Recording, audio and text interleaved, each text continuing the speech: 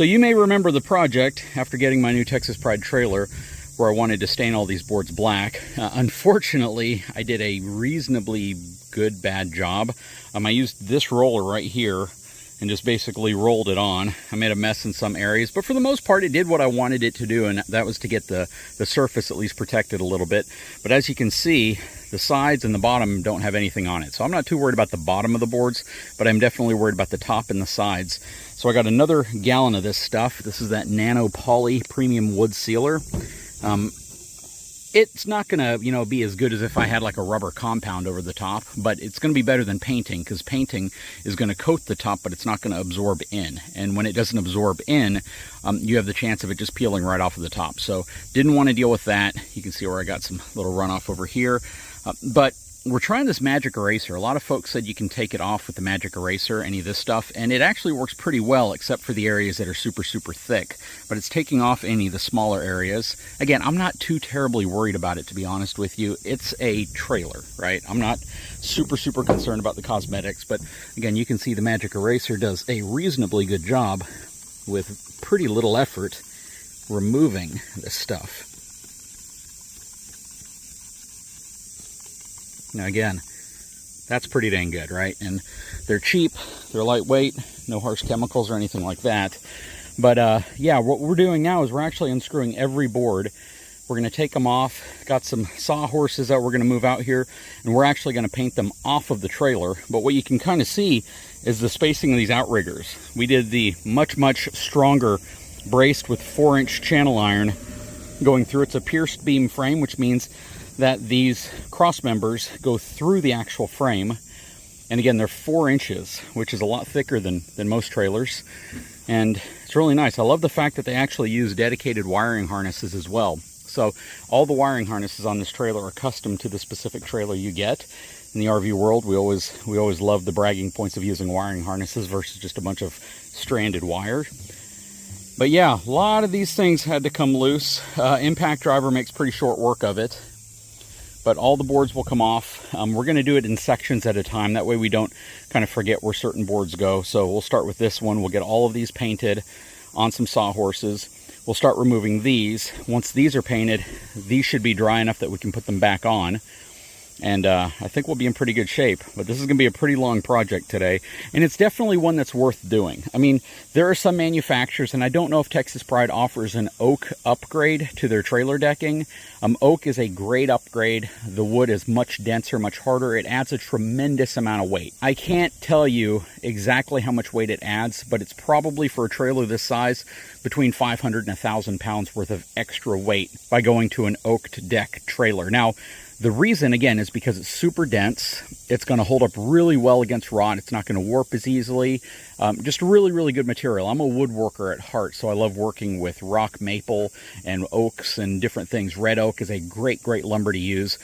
This is pressure-treated pine. It's the most affordable, pressure-treated, weather-resistant option you can get on these trailers, because if you're going to pay for oak, to kind of give you an example, this board right here, which I'm going to guess is probably a 16-foot long board, in pine, it's probably like $20. Maybe less than that. Maybe like, yeah, probably $20 for the size of board it is, which looks like a 2x10. To get that in oak, you're probably going to pay over $100 for that length of board. So you can imagine across the entire trailer, that's probably a several $1,000 upgrade to go to an oak decked board or oak decked floor.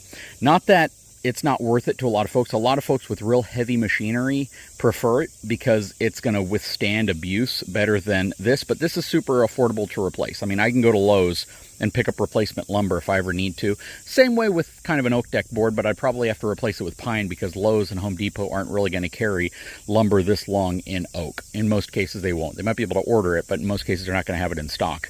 That said, what we're doing is a great protectant. It's a great option to protect the wood. I know that there's some options with some trailers where you can get like a rubber membrane that's on top. That's also really, really cool. It's protective. I've heard some issues, though, when you get that over pine, that it can trap water moisture in between the rubber and the wood, and it can cause it to rot or delaminate underneath. So I don't think Texas Pride offers that as an option, but I think that, you know, pulling the boards off and protecting them with a really good water-based absorbing type of sealant is never a bad option. I mean, it's just going to prolong the life of the board, prevent it from warping as quickly. It's going to give it a really, really good look, and it's also going to keep it from getting damaged as easily, if that makes sense. Now, this is exactly what I did to my small caravan utility trailer that I picked up at Tractor Supply. And that trailer has been holding up phenomenally well out here in the sun. It lives outside, it lives in the sun, it gets tree sap and all sorts of stuff on it. It really does a good job of kind of covering that up so you don't see it.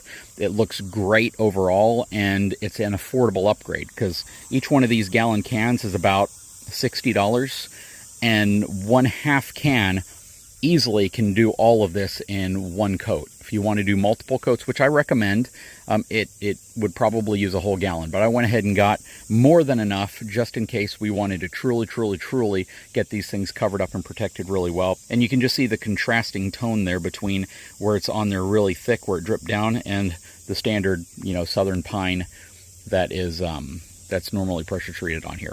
But yeah, let me know what your thoughts are. Again, we're doing it the right way this time. This is how I should have done it before. I didn't have the time. I didn't have the help at the time as well. So I just did it in a way that would get a good quick coat over it, get it protected, get it going.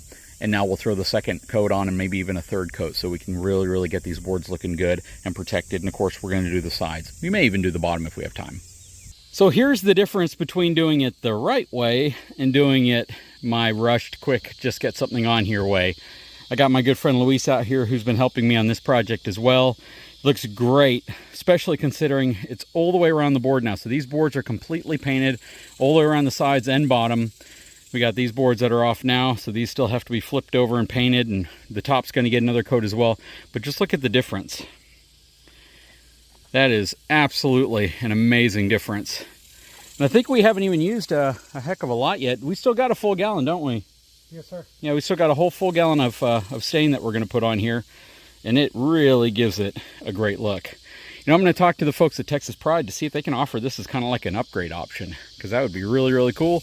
And it's good to be able to do it before you actually put the boards on the trailer too. Anyways, we're going to continue on. This took about 3 hours in. But we did some other stuff first, so.